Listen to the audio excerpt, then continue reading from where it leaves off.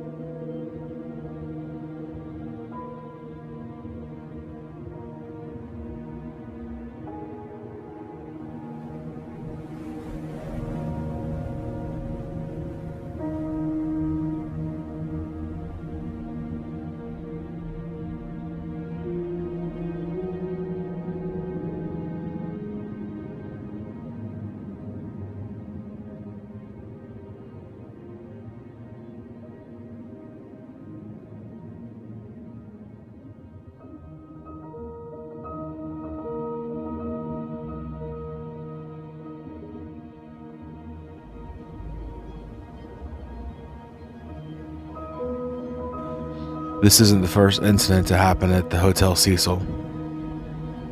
There have been numerous suicides and overdoses since its construction in 1921.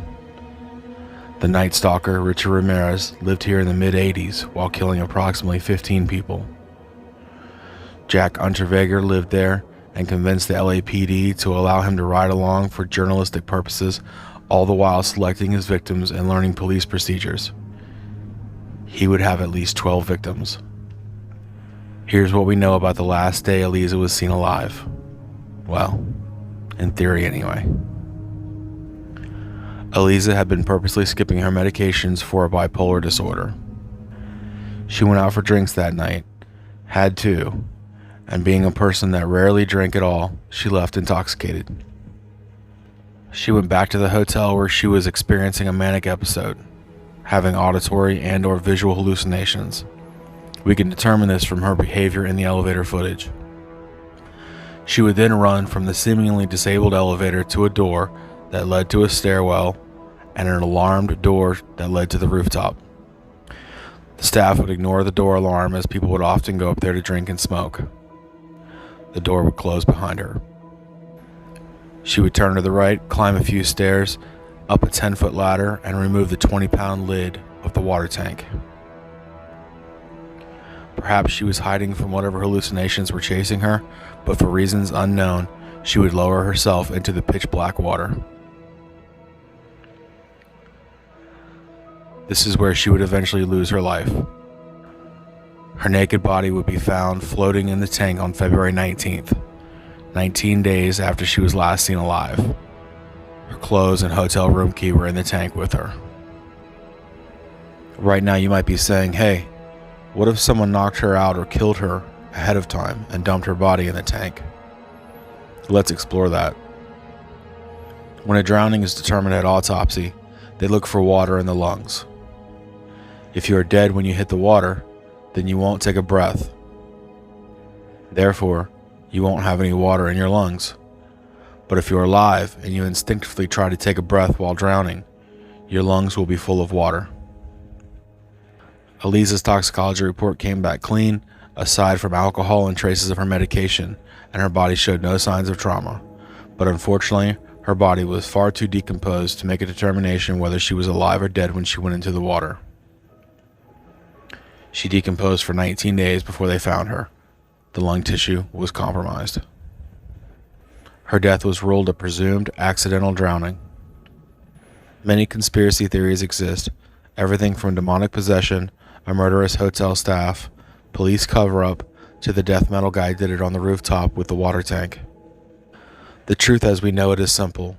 A young girl with strong mental health issues stopped taking her prescribed medication in a very quick manner, added alcohol to the mix, had a manic episode which caused hallucinations, and for reasons that we will probably never understand, she lowered herself or jumped into that water tank and was unable to come back out.